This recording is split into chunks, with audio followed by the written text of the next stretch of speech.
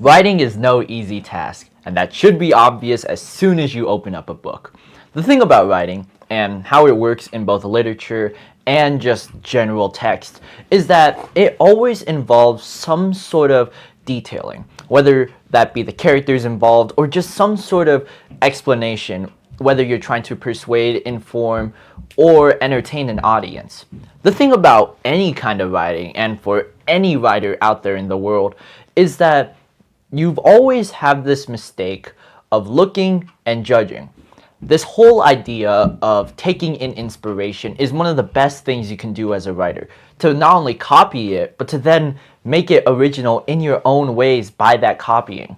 That's what I do as a writer, and that's what I 100% advise for anyone who wants to get into this field. To just take in ideas and just simply take what works. The issue with that basis, however, is that writing has this caveat that you will indefinitely get judged. The feeling of getting judged based on your writing is one of the worst feelings you could possibly feel. I made a video about not caring about the audience, and I still stand by that nuanced idea. But to be able to not only look at your writing by itself, and also to be afraid of what you're making, it's a truthful, honest thing that happens.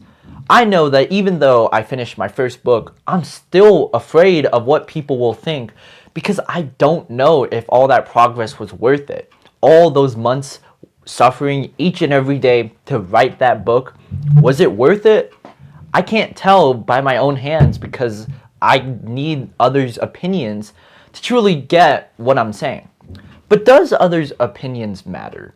Do they matter if you're trying to get in this field of writing? And to expand on this, the idea of creating. No, absolutely not. Writing is one of those terms where anyone can do it of any age, and you can create something no matter how bad it is. A 20-something-year-old could make a comic that's worse than a 6-year-old. And yet they have their own strengths and benefits that makes them as good as they stand. To be able to understand what works with your writing, it all starts with you as a person. To be able to see what stands in both flaws and goods, but it's also good to see where you fit in between this whole world. You're the creator after all.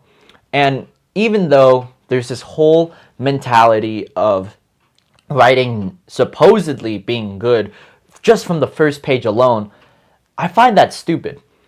Trust the process, as I will call this video. Trust the process. The process that you're doing, no matter how long you're taking to write and how long it will be to sacrifice each and every day for this. To ignore your friends sometimes, your family, and even some school, whether you're in it or not. To be able to get to this point already and to write, that's what it takes. Sacrificing everything you do to truly trust the process. What does trust the process mean?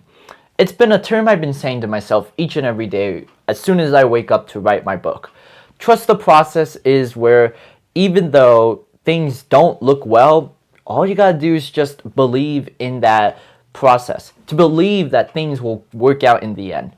And I'm certain it will, especially if you're doing a first draft for some sort of story, whether that be a screenplay or a book.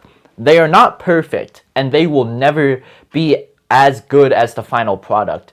And yet my own mind believes that it's supposed to be like that, when in all honesty, it's not going to be. It will never be as good, because it's just the first idea. Your first idea is not the best idea. That's one of the best poems I've ever read, but it's also a good point to say that you have hundreds of ideas spanning, and to be able to just lock in on one is a great feeling, but it won't be the best possible one. Now there's a difference between like creation in like different realms. For instance, if you're trying to make YouTube videos, I would actually advise the opposite, to just continuously create just on that first idea, because it's an amazing touch. But to be able to expand that first idea in writing, it allows you to do so much more pieces as a whole to then share it to the world. That's the big step I want to share. It's that you can have the perfect story, And if you don't believe in it, it won't be a perfect story. Yes, you will have your favorites that don't look as objectively as it is. For instance, when I think of the Beatles, they say, when I think of the Beatles, their best album is Abbey Road. And yet, all the Beatles, except for Ringo, have a different favorite. That doesn't mean that they're not good in their own rights, but it also means that to have the best story, to have the best piece of literature, it doesn't matter how well it is. It's truly what you think of the piece as a whole. If you think the work is amazing, and even if it's a first draft, but you see the potential, then go for it. That's the key every writer mistakes of. Every writer I know out there always has this sense of judgment, this fear, this lonely fear that comes with writing. And even my own self struggles with that. But you can do better. You are better than that. And to ignore that belief, to instead choose a different belief as a whole, to say that I believe in this piece way ahead of these other pieces, that's what you got to do to get ahead. That's what I want out of an audience, even though it build more competition on myself. That's what I'd share out to the world, to be able to trust the process and believe in something that may not be as believed in as others. And sometimes, yes, your ideas aren't good. They're outright stupid and shouldn't be greenlit in the first place. But that's a truthful matter that you gotta either stand by or to follow the crowd. It's your choosing after all. That's the key for every writer out there, every creator, and every kind of person who wants to pursue something. To get ahead of the group, you need to change your mindset, to trust the process, have growth, and meditate on that process as a whole, and truly emphasize what it takes to get ahead. I know that in my own experiences, I've struggled with this whole sort of imposter syndrome about what to do with the writing. But the more I aged, the more I thought that was genuinely stupid. You can have all these fears all you want, and yet none of it matters with your writing, or whatever kind of work you're trying to make. All of this to say you have what it takes to get ahead. I know I'm certain of it the more I create these videos, and yes, ruts will come and go, but to be 100% consistent with each of it, and to have this same belief each and every day, to blindly gaslight yourself that you have what it takes, that's what will put you ahead of the game.